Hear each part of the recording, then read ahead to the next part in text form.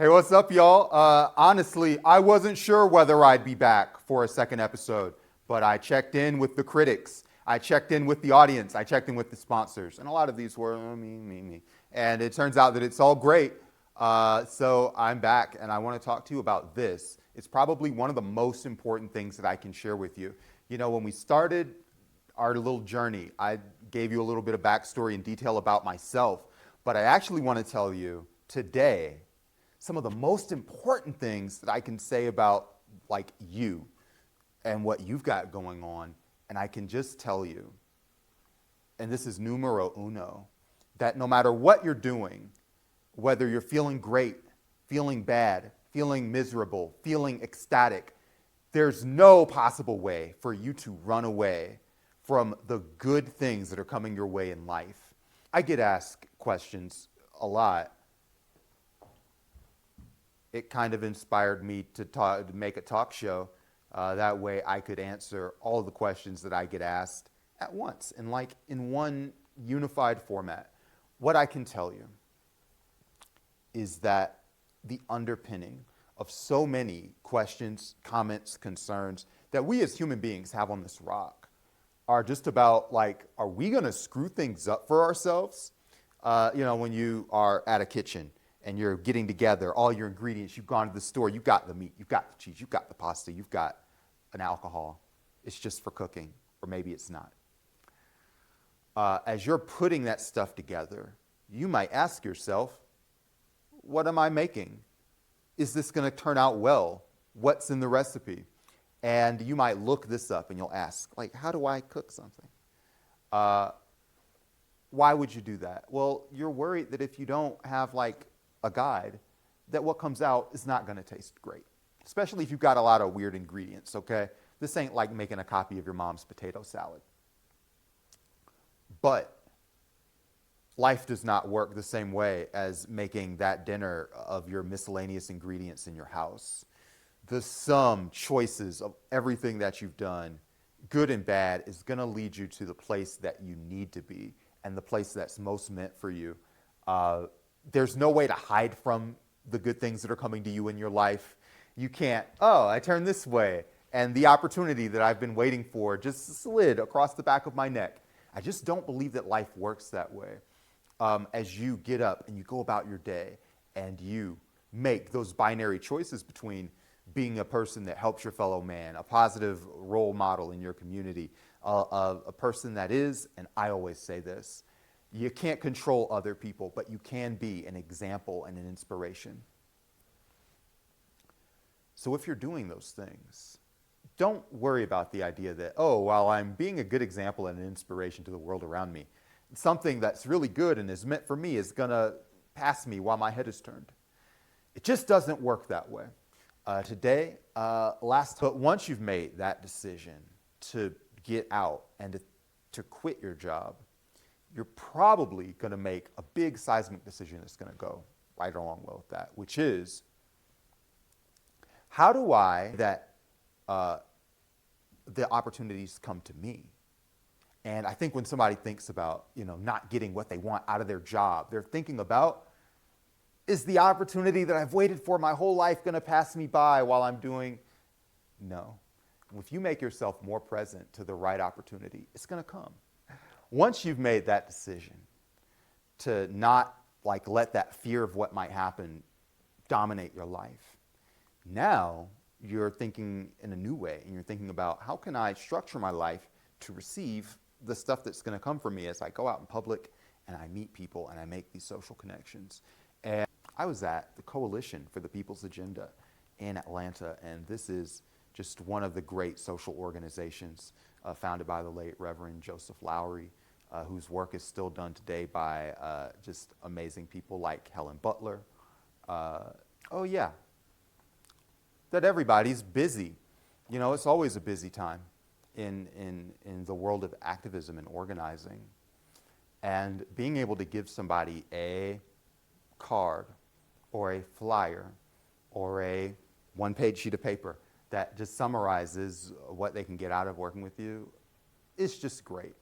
But also, you might need to be a little bit more detailed when you're ready to quit your job and either look for something better with way more intensity than you've ever done before, or like become a freelancer, build your own community, or just do anything social and like really take control of like the shape of your life at all.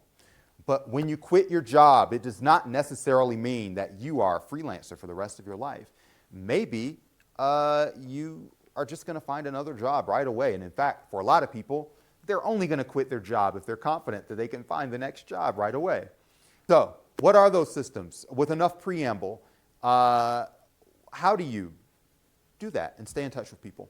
Number one, forms. Like, I know the internet is a weird place. When you really think about what you're doing, when you're like sending a message on a platform like Blue Sky, or whether you're taking your picture and you're putting it up on a platform like Instagram, you're putting it on LinkedIn, it doesn't matter where you're at. You are breaking up big bits of text or information into a smaller brick of text or information. You are literally filling out a form when you post on social media. Maybe that seems a little bit weird. They make the forms look cool. They put backgrounds in it. They put pictures in it. They let you format it. They give you all kinds of incentive to do it. But it's rare to get a person to voluntarily fill out a form. So on your website, think about ways for people to contact you. And a form is going to be a way to do that. I use WordPress, and I use the tool like a Fluent form tool. But it doesn't matter what you use. You can use Wix, you can use Squarespace, you can use Google, it doesn't matter. But have a form that talks about what their interests are, about like what are those subcategories of what can a person do to help you out. And well, what kind of people do you want to meet? Like if they ask about this topic, that topic, or that topic, what are the topics that you know that you can talk about for an hour without any interruption or without any big problems?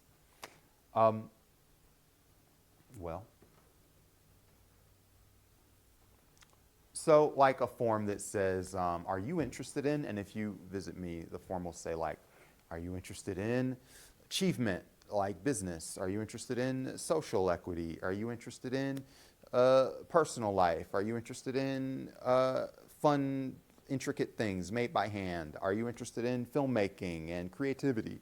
So like, if you were to talk to me in terms of like a professional context, you would probably get like 6 or 7 different things. Now, if you are like I don't know, like let's say you're a mechanic that talks about being a creative professional, you might talk about, all right, if I'm a mechanic, if you're here on my website and you want to learn about me, maybe you've got a problem with your engine. Maybe you've got a problem with your tires. Maybe you've got a problem with your carburetor. Maybe you've got a problem with your windshield. I'm running out of car parts. Your interior, whatever it is, they've got like a way to interact. Here's the thing. All of us here in the human race, we've all got different ways that we like to communicate. Some people like to communicate with text. Some people like to communicate with audio. Some people like to communicate with video. And what you like to watch and interact with and what you like to send and do can be 2 different things. So for me personally, I try to make sure that if somebody wants to talk to me, they just hit a button. And it's got my face. All right, and then they can just talk back to me. In those kind of situations, like at least I don't like have a nagging worry that just somebody who has a different way of communicating with me like wasn't able to do that, because that'd be a big bummer.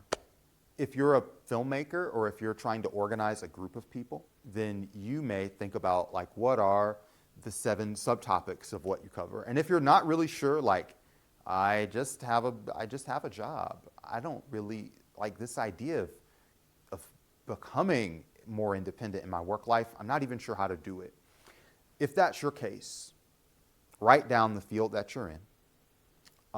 And instead of like doing, like if you really can't do a self-assessment all the way through yourself, start by going to your library. Start by going to a Barnes & Noble, or look up the For Dummies books on Amazon and start looking at tables of contents. Like think about like the fields that you are in. What are the most important points that are being made.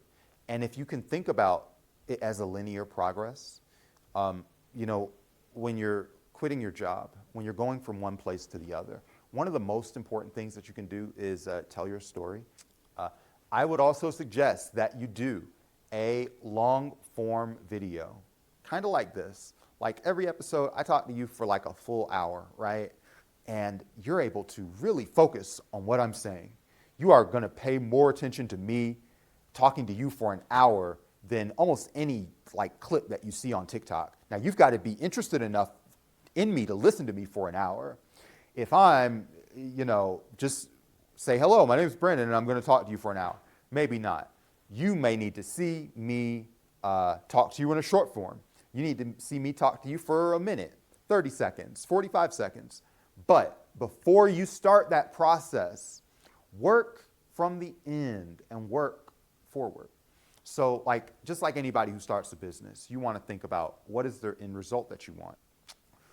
What would it be like to talk to somebody for like 45 minutes about whatever it is that you're most interested in and passionate about? If you can do that in multiple steps and think about it as a story.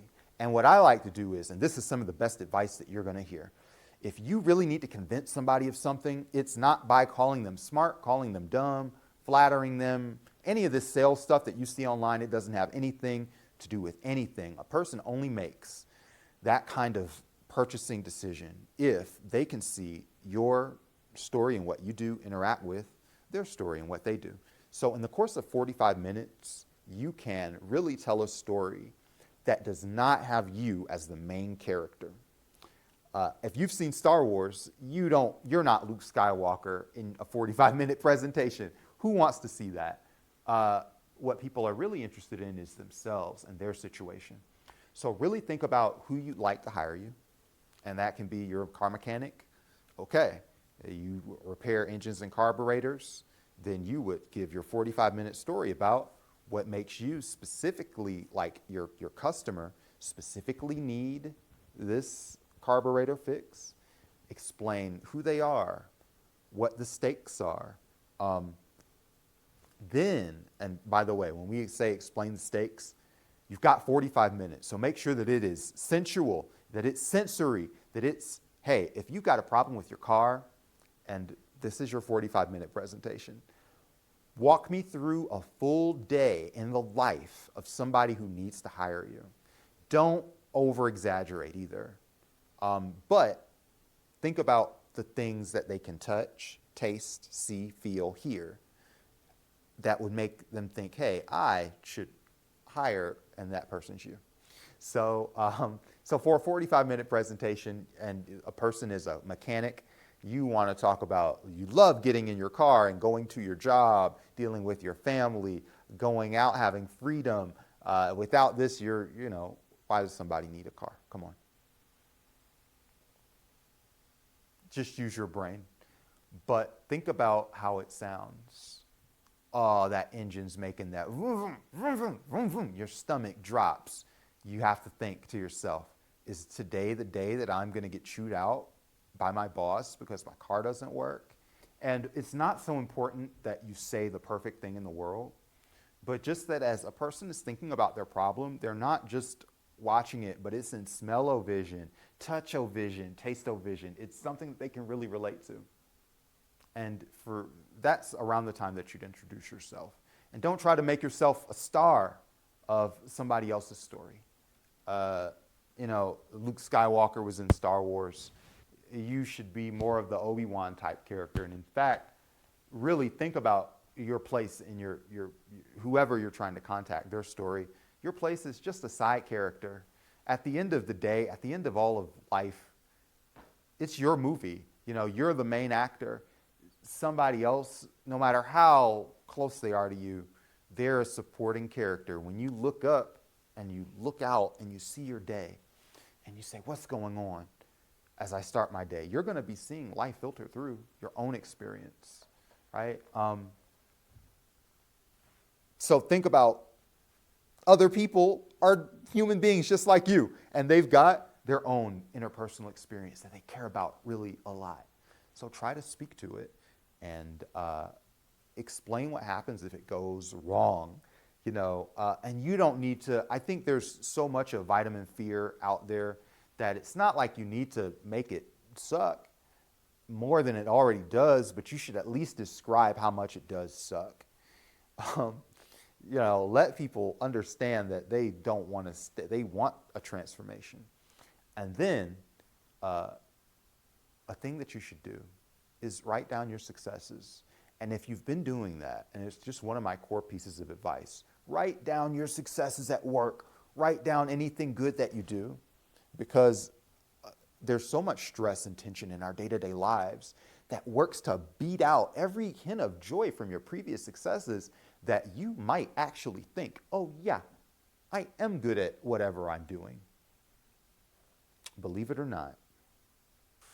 The interlocking systems that build success. A webinar is one of them. This is a 45-minute presentation. If you've got that, you've got a really good idea of, you've walked them through a long thing. So when they talk to you, they recognize your face. They recognize your voice. They're warmed up. They at least know what's coming. This is a little bit weird, and I admit to that. And maybe this is just like a reflection of how I do things in life. Look for ways to keep a calendar of upcoming community events, whatever community that you're in. I bet you there's a Zoom call about it somewhere. And I bet you that there's other things that are happening in real life. Don't think of the entire world that's happening outside of you and your niche as competition. Like if you're a mechanic, start keeping track of auto shows. Every auto show that happens is news now. If you're a mechanic that's looking to get a new job. And it's not that you have to be at everything, but when somebody is promoting something, they want something. I did a podcast, and the easiest people to get on were politicians because they're needy. They are desperate for a room of 10 people to talk to, let alone a room of, even a digital room of a couple of hundred people is enough for a podcast to really get off the ground. And if you don't understand that there are people who do not like talking to people, like when we say there's a quote unquote loneliness epidemic in the country, and then we say audio is through the roof, it means every time that somebody is riding somewhere or driving somewhere or going somewhere, doing something, almost every minute they are avoiding some kind of social interaction. Isn't that crazy? It's hard to believe. But when they're avoiding that social interaction, you know what they're doing? They're listening to something. And more appropriately and more accurately, they're listening to someone. And that someone could be you. And it's not very hard. A podcast is just really easy to do. It's really easy to make. It's really easy to listen to. Maybe that's a whole nother thing. But in terms of your outreach to people, it's not about you becoming Joe Rogan. Think about the people that Joe Rogan met doing all those episodes of his podcast. You have an opportunity to, whenever there's an event, you can say, I knew that you had this event. Now, this person is in your industry. They've spent a gazillion hours talking about how they're going to polish up cars or whatever. And there's a car show. It's coming up or it happened. Don't get yourself into the trap of feeling like, oh, I have to be at every event that happens in my networking world. No, not really. Most of the people that go to networking events are out to get something. But what might be more, useful is reach out to them. Just say hello. Hey, heard you were organizing a great event. I shared it on my social media. You guess what? You now know an organizer of an event, and you didn't have to leave your couch at all. And this can, of course, be in your own local city. It's a great way to network. Instagram. I'm not a huge Instagram lover, but boy, do they have a lot of events. I would also tell you to look for local calendars. If you can find a Google Calendar that is like your city's Google Calendar, or if you have a magazine, like here in Albuquerque, they have the paper. In Atlanta, they have Creative Loafing. But whatever you're using, your free Cool Weekly, they probably publish a calendar of things to do, and it's probably online. Any major city, if there's like a calendar of things to do and it's online, think about ways to plug it into your website and talk about it, because you're just instantly co-opting all of that energy. Another thing that I think people should do is a video database of their knowledge. Now, I got a big head up in this. I've been making instructional videos and classes for like, oh no, I can't even, a long time, a really long time. Soothing voice, logical chain of thought in sentences, words with beginnings, middles, and ends. And of course, I had a long background as a video editor. So I was able to, like, we talked about that directory of knowledge. Like, what are your core ideas? And we talked about making like a 45-minute video. Can you think about, like, if you forget about like becoming a YouTuber, think about like making 10 videos that are 10 minutes apiece that talk about your work in more detail. And they're just on your website. I've seen so many like quote unquote quote portfolio websites that aren't very informational. Don't do that. Do something better. One thing that I do is like I have a head start on this, but I just take some topics that I'm really passionate about and really interested in, and I just talk about them in detail. And so when somebody's like thinking about working with me or something, yeah, sure, they can see short clips, they can see a 45-minute webinar, they can see me talk for 3 hours if they want to. And I'm not gonna lie, I think that's kind of cool. Dude, I'd say the number one thing that's helped me in my personal life in terms of my confidence and communication with other people is a personal archive. And I've been making personal archives since I was a kid, really. I made a music blog. It was called Stereo Zeitgeist. It was on LiveJournal. It was many, many years ago. But all this stuff that I'm describing to you, it all worked. I was able to meet some of my favorite bands by doing this. I was able to meet my favorite rappers and musicians. And not like the most famous, my favorites, but like if you have an album that you really like that went like double wood, double plastic, double aluminum or something like that, maybe it's a little bit different now because of social media, and like maybe your favorite musician is literally only on social media and lives there. But for me, like I was able to meet people just by like emailing and just saying, hey, I run a blog. And when they click on the blog, there's 20 good articles on it. So of course somebody's going to say, oh yeah, I'm in for that. No problem. Sign me up. Back in the day, I had a blog called Stereo Zeitgeist, and it's a very difficult name to say.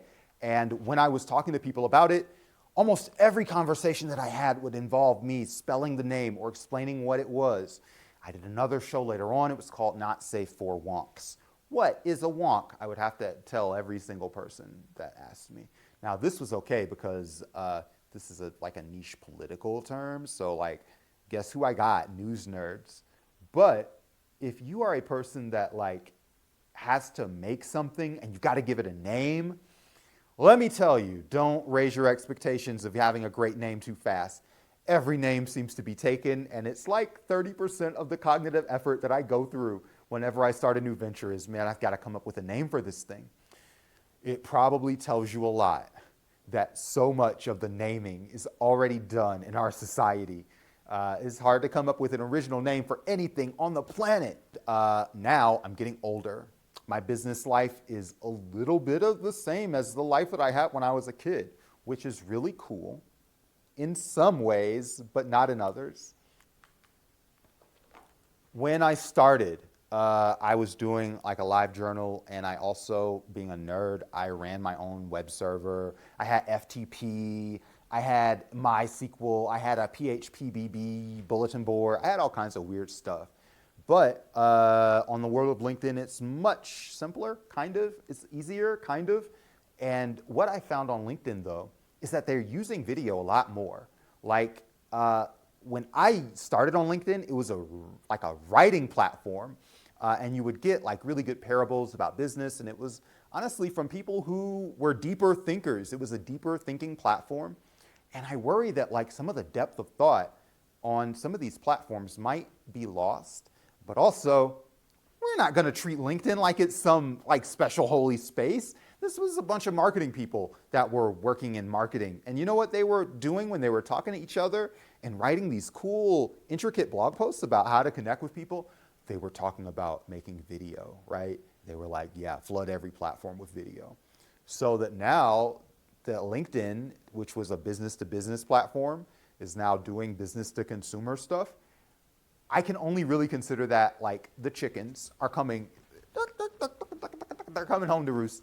You've planted the chickens, you fed the chickens, you put the corn around, the chickens are clucking, they're bobbing their neck. What do you expect the chickens to do when you put it all out there for them? So these guys have spent the last 10 years putting out the chicken feed. It's not a surprise that they are eating it. How good are the videos on LinkedIn? I don't know. I don't got time to watch videos on LinkedIn. If I'm on LinkedIn, I'm trying to like talk to a person one-on-one. And hey, but if you do have a skill, if you've got a skill, never take it for granted. When you think about horrific accidents, I think of like people getting their fingers cut off or their hands cut off, or loggers, people who work in like foresting and lumber and really dangerous industries. Horrific injuries, yikes. But who is this happening to, and what kind of injuries are we talking about? We're not talking about people getting injured their first day on the job. The vast majority of injuries that happen to people that are in those crafts, they are from veterans. They are from people who know the tools like the back of their hands. They are from people who've done it and done it and done it and done it their whole life. And, maybe they're playing with the chainsaw and they're getting a little bit cocky. They're feeling themselves a little bit too much. That's how injuries happen. So in life, in business, in whatever you're doing, the times that you're really good at it are actually the times that you should be a little bit more cautious and make sure that you're covering your bases and understand what you are doing and going after. Whenever you start talking about business, though, I get it. People don't always appreciate my advice. I go through life. I give good advice, but not everybody takes it, especially when I talk about how to relate to people. When I talk about, hey, you've got to take your time. You've got to really build a relationship. You've got to do small talk. A lot of people say, hey, I can't small talk because I'm on fire right now. Whatever my new job is, I don't have a time for a small talk. Whatever my new opportunity is, I can't wait to get there. But I really tell you that you probably have more ability to wait and be patient and build a relationship than you think. From a pure business perspective, there are inarticulate uses of time, of course. Obviously, there are inarticulate uses of time if you're in business. So there's got to be some kind of gap between being all awesome and getting to know every single person that you meet on LinkedIn, and a gap between just being an advertising. Buy this, buy that, buy that. Are you ready to meet? I'll meet, and then I'll tell you to buy something. What is happening between those two things? It's really a matter of making sure that the person that you're talking to is the right person to hear your na. And really, because people are way smarter than they used to be, you probably don't have as much to teach people as you used to even 5 years ago. For me, it's okay because, I don't know. How do I put this? I don't teach that many things. I don't have that many things to say. And honestly, anybody talking about doesn't have that many things to say. Can you put your brain with me together and think of an expert in, and I don't want to name I make political policy, Yo-Yo Ma. He's a cellist, right? La, la, la, la, la, la, la, la, la, la, la, la, la. All right. So you might have your cellist playing here. Now, if you ask Yo-Yo Ma about how to fix a car, Yo-Yo Ma will keep dancing and keep doing this, but your car is not going to get repaired. Yo-Yo Ma can only teach you a few things. I can only really tell you a few things. One of my mentors was a guy named, I didn't meet him, this guy Dan Kennedy. If you work in advertising, you'll be like, Dan Kennedy wasn't your mentor. If you're not in advertising, you're like, it's some guy, who cares? So this guy, I read some of his books. I've watched some of his seminars, and he's like, yeah, I can talk about everything I know for like 1 year, and then the year comes, and I'll just reflect on that year and talk about how what I know has changed. Yeah, that's pretty accurate, but that's a relief for you, because I think a lot of people think that in order to be seen as an expert or to be seen as somebody who people will talk to and care about, that they've got to have an infinite amount of knowledge. No, not true. You've got a context, which everybody does not have in this world. Let me tell you, everybody does not have experience or understanding or anything. And you know, if somebody goes in and looks something up, they say, hey, I'll look up ChatGPT. Hey, I've used ChatGPT, and it remembers 2 paragraphs of what you type in. So, you know, it's definitely not going to be the same in terms of having the knowledge of being able to cross-reference, like, what's this? What's that? What's this? And there's ways to make your chat robot have a slightly higher IQ, but it's not really getting smarter. You're just giving it more data. We talked about this earlier. But you know, that 45-minute video that you made, and by the way, we've really covered all those systems. We've got a form for people to contact. We've got a mailing list for people to subscribe to. We've got a webinar. We've got an events calendar, and we also have like some training. So we've got like these elements that are like in place. And to just really briefly tell you, because I know most people will use an email provider like MailChimp or something like that. So I don't want to, this ain't a tutorial about how to email people, okay? You're a grown adult, but I just run my own whole email thing. Let a person sign, but if you want to, you could use, I'm just going to name services, Substack, Beehive, that one's totally free, by the way, MailChimp. There are just lots of services where a person can type in their email address or their phone number, and you can communicate with them, okay? If you've got all those together and you've decided to quit your job, it turns out you are in the zone to make your next connections in a lot faster way than like your average person that goes, oh, I'm a loser, I hate my... Now they go to you, and you've got a way for them to contact, idea of what your specialties are. It's modern, it's recent, because you are talking about things that are happening in the community. They know you've got a lot of knowledge because you've got like a database of knowledge. You've got a product or something. You've got newsletter. You've got something that people can sign up to and get something from you. Even if they don't subscribe, they know that you do that kind of thing. Now, here's something really cool. What about that webinar? You said it's 45 minutes. Wow, you probably said a lot. Can you take that text? Can you make a transcription? What's the most interesting thing you said during that whole 45 minutes? What about the 1 or 2 minute excerpts that made this really interesting? Start cutting them, start chopping them, and don't worry about becoming a social media superstar. That is not at all what I'm telling you to do. If you are a social media superstar, by all means, leverage, be great. But if you're like not a social media great person, whatever, it doesn't matter. Have a personal website that has little tastes of what, you know, you've got short sayings, you've got your pictures, you've got that long presentation, you've got just everything in every format. And that's real cool. You're just gonna stand out and look like you've got it all together. And you're gonna be really inviting. Like you're gonna be able to form a community around you. I kind of use the tool Discord. I think that's my favorite quote unquote community building tool. Like I host a game club that's on Discord. My business meets on Discord. I had a podcast, and they just like talked about anything that was happening in the world. And Discord, and I like Discord because it's real time, which means like if you're a person that hates social media because it is an attention thief and makes you dumb, you might like Discord because it is a little bit more like an old-fashioned message board that has voice and video attached to it. So if you are in a Discord room and you're talking to somebody there, your senses are way more engaged with what's happening, as opposed to like if you were a person on one of those short video platforms and you're just swiping like you're on Tinder. Get. Okay, I'm having fun now. You're just scrolling, bored. Wait, hold on. Here's the scroll. You're scrolling. You're going bored, happy, having fun.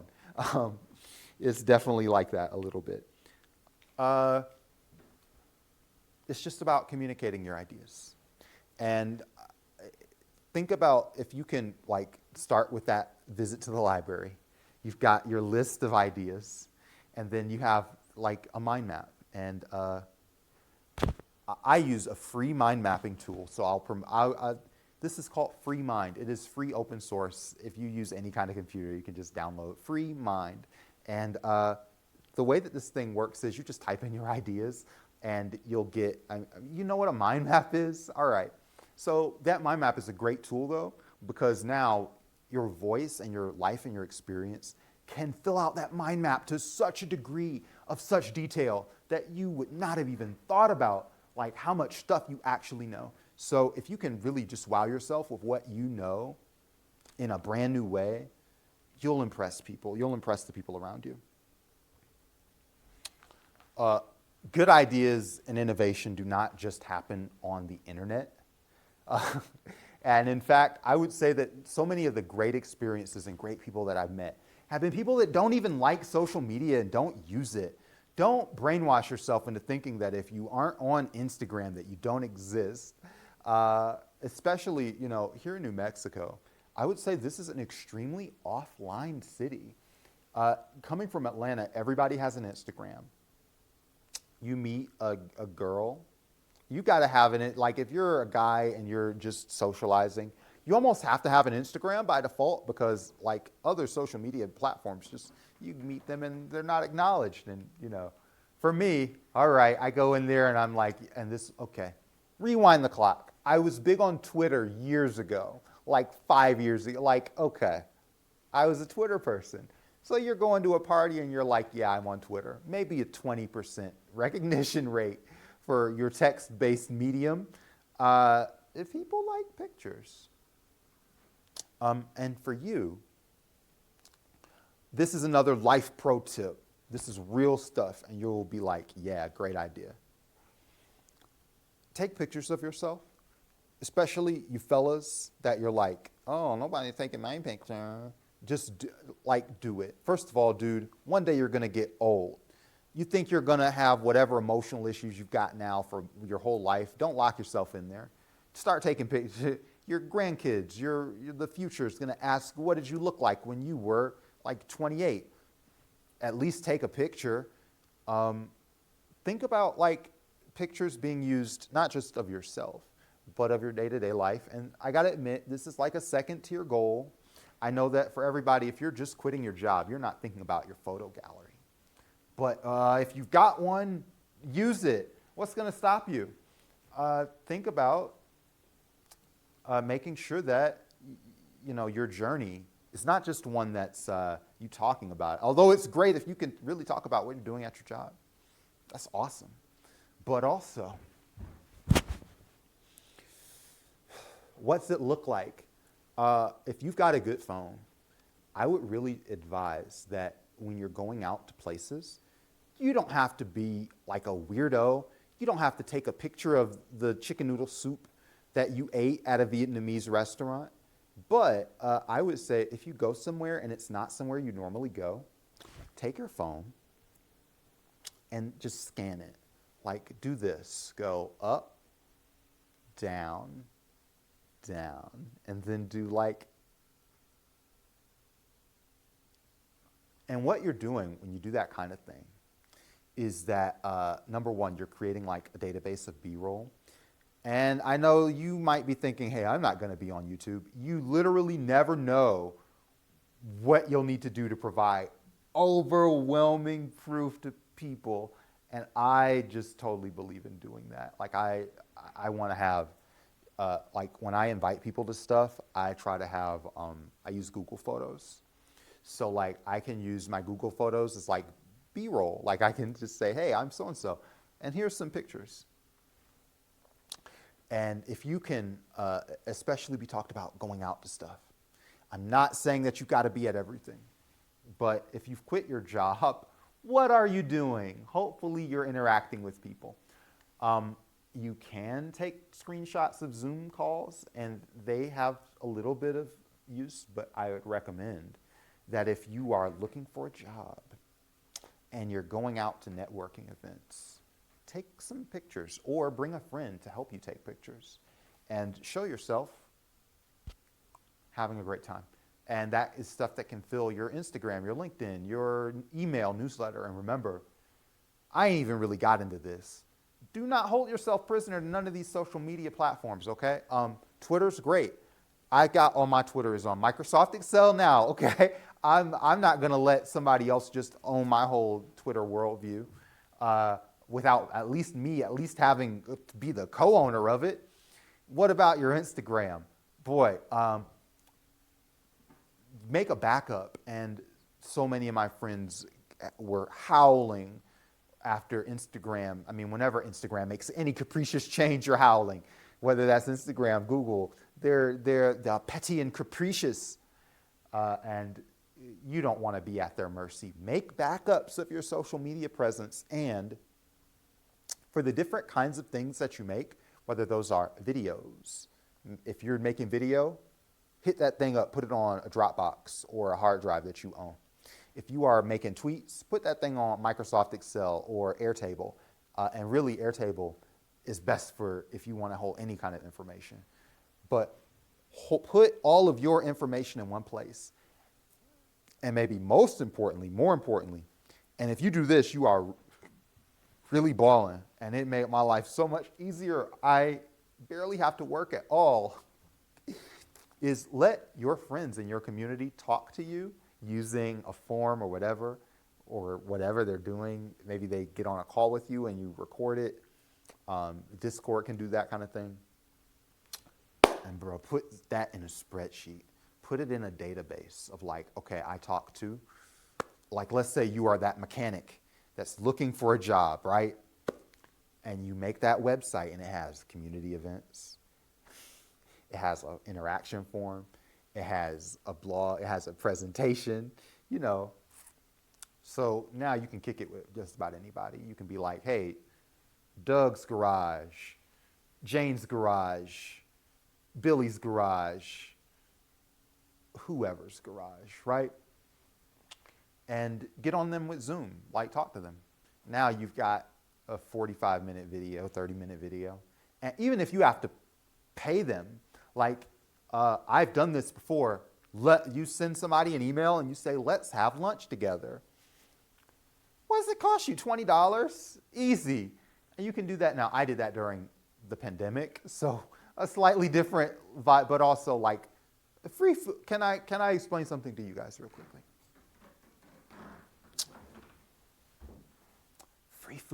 Free food works in every medium. It works in every circumstance. It works whenever anything has ever happened in human history and you needed a person to do something.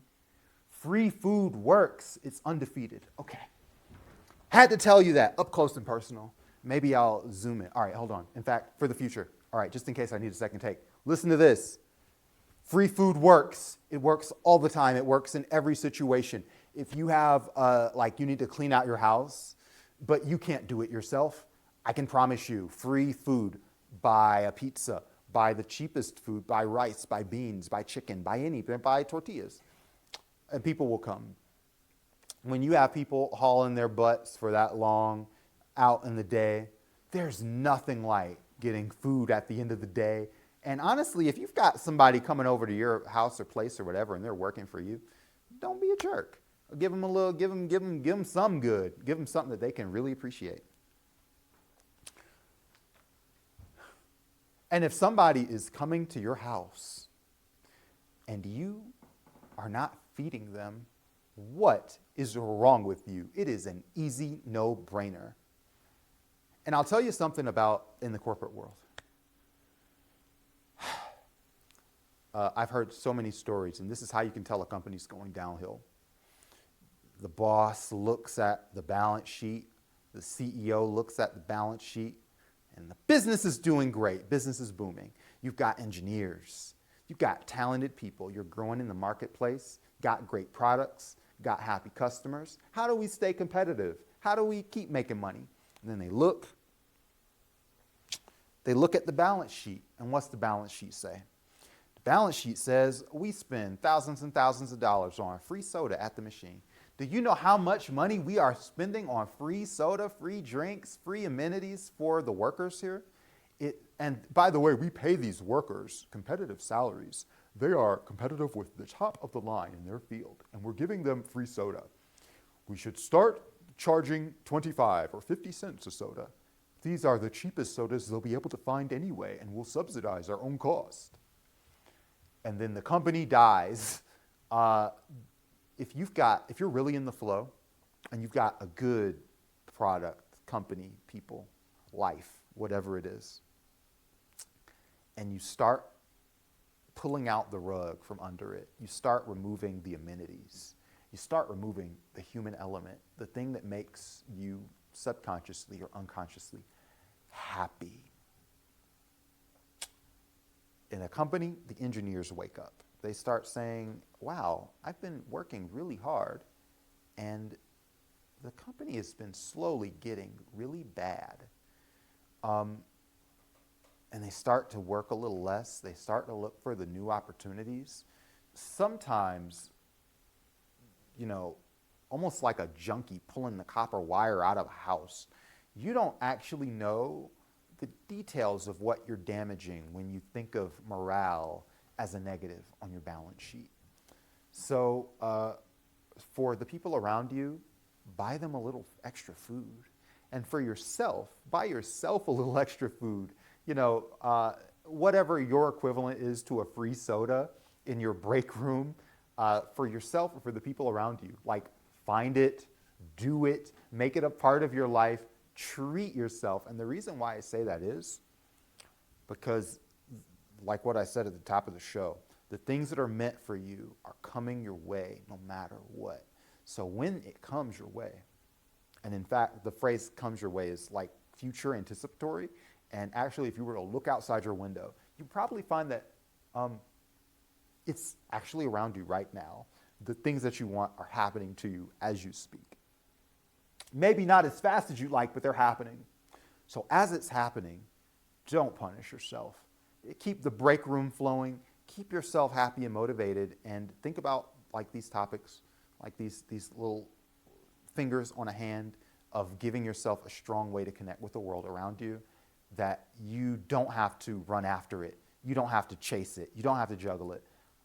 Be ready for the next client, the next job, the next whatever, to come in to you with the work that you've done in advance. And that isn't something that you have to like rush into now that you're in a different job market. Think about it as something that's a part of your life and a part of your history and the way that you relate to the next job that knows you're a pro and will treat you with more respect. The next place that knows what you're great at and will look to you as a specialist. Your friends that go and look you up and they know about where you specialize in, and now you're the person to go to with those problems, so that like when it's not hey Brandon and it's hey you will know what to do.